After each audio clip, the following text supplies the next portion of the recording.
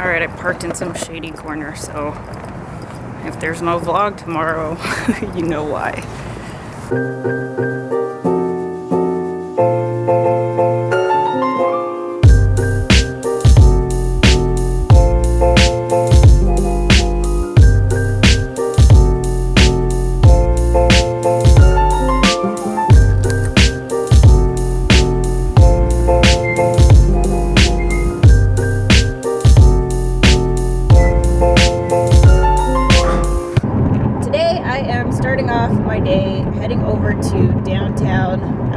Downtown Los Angeles, because I have a meeting with a fellow WeWork member. I had posted in the WeWork app, if you saw my vlog about WeWork, if you haven't, click here, that he was a fellow creator and entrepreneur, and this guy has a very, very impressive bio, like has done amazing things before he was the age of like 20 and stuff like that. He's incredible. So I'm excited to meet him, and that's where I'm going to start. And I'm in traffic.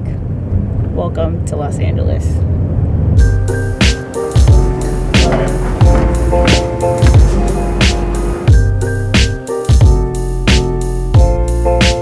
Alright guys, RJ, introduce yourself. Hey guys, I'm RJ. I'm an author and an entrepreneur.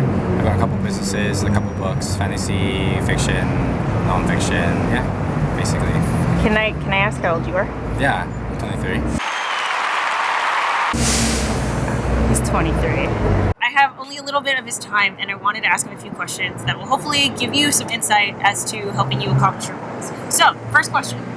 How do you stay organized? Because this guy does a million things. Like, I don't even know where you find the time. So how do you prioritize, and how do you stay organized and make sure that you are, accomplishing your daily goals and your weekly goals and all of that? I use reminders like all the time. So like just seriously like the reminders. Yeah, just the reminders app. Yeah, I literally just like note down everything I can. If I don't, I forget because there's just so many things to do. And then I make sure. And you set dates on everything? Don't even do that, because every day I sit down and try and get at least 5 things done. That way, at least I'm getting some stuff done. I feel good about getting stuff done. What would your number one piece of advice be for someone who is looking to transition to be an entrepreneur? I would say Google whatever it is whatever idea you have. So take an idea, Google it, see what's there, and then start working towards making it actually a reality. There's so many things in this world today that you can really do, especially with the internet. So just do it. Start doing it. That's really all it takes. That's what the difference between the average person and the people who actually become successful is, that they just actually get up and do. Yeah, you just do it. Yeah. That's all it is. Sorry, one more question. Yeah. How do you stay motivated? There's got to be days where you're just like, I don't want to right now. No, totally. how do you how do we get through this? I worked really hard to make sure that I'm doing something I love. So even on the days where I don't feel like doing anything, I make sure that I just take a break. And that really keeps me from burning out. Yes. But otherwise, everything I do is something I love. And even when you can't necessarily live a life where everything you do is what you love, like your work, you start working towards that. That's what I keep in mind. I'm achieving my goals. I'm getting closer to my goals, and that's what really makes me happy. So I'm gonna link all his stuff in the description below. You guys have to check him out.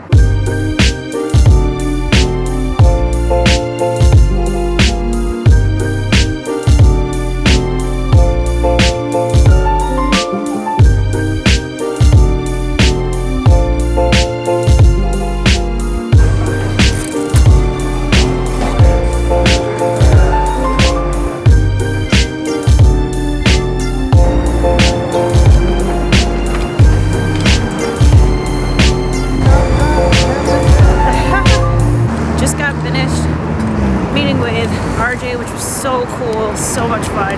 RJ, if you watch this, you are awesome and very inspiring.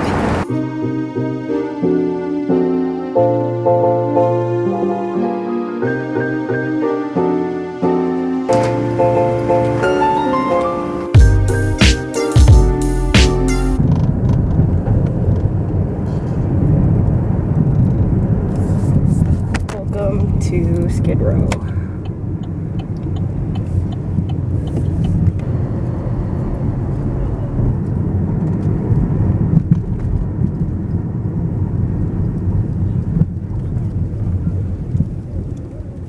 Alright guys, back in the car and on the freeway and in traffic, of course. Very classic Los Angeles. It's about 5 o'clock right now and I have another event, an entrepreneur event actually, in Long Beach at 6:30.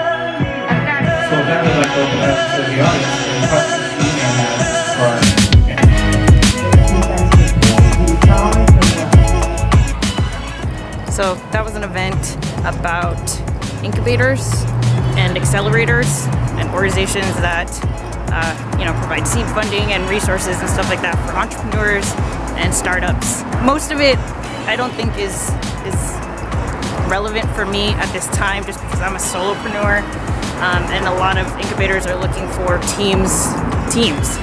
But it was super interesting to hear what they had to say based on all of the companies and startups and pitches that they hear from all the time. So I'm going to be sharing some of that advice and the takeaways they had to share with you when I get home. All right, here we go. I might have to do the recap of everything I learned today tomorrow. So if you watch this and it becomes daytime again, that's why, because I am so tired. Today was freaking exhausting and my brain is fried and I still have to upload the vlog from yesterday. So yeah, I'll catch you guys tomorrow. All right, recap. So I'm going to share 4 takeaways that I got from everything that I've learned. And I will start with 2 takeaways from my conversation with RJ. Number 1, just do. The one thing that really stuck out to me about RJ was that he would just do. He just does. And that's what he's really good at. Whereas for me, I overthink everything. I get stuck in analysis paralysis. I try to be as strategic as possible, but then I feel like I spend a lot of time just overthinking and planning and just making sure that everything is evaluated from every side and stuff like that. And just comparing, how we go about things. That's definitely something that I can do more of, is just to do it and not think so much about stuff. The second thing has to do with influencer marketing.